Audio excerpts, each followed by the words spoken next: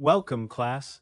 Today our session title is Week 10, Session 38, Molarity Calculations. We will move slowly and make the chemistry understandable. Your goal is to calculate molarity from moles of solute and liters of solution.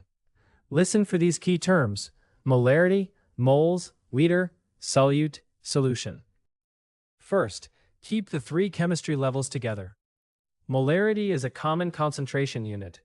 It tells how many moles of solute are present in 1 liter of solution. The symbol M means mole L. When you feel stuck, ask, what did I observe? What are the particles doing? And what symbol or calculation represents it? The core model is this. Molarity equals moles of solute per liters of solution. Rearrange as needed. Moles equals M times L, and volume equals moles divided by M. Do not rush to an answer. Build the model first. Then let the model guide the calculation or explanation. Now let's work an example. Calculating molarity. A solution contains 0.250 mole sodium chloride in 0.500 liter solution. M equals 0.250 mole per 0.500 liters equals 0.500 m.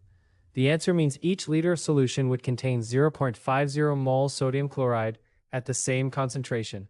Note how the answer comes from evidence and reasoning, not from guessing. Here is a second example.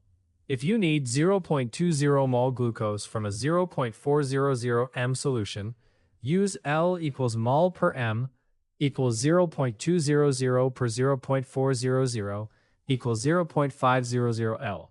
Converting to milliliters gives 500 milliliters. Now answer this self-check. What is the molarity of 1.0 mol solute in 2.0 L solution? A strong answer should include 0.50 m. Hint, divide moles by liters. Before you leave, practice actively. Task 1. Find molarity for 0.125 mol in 0.250 L.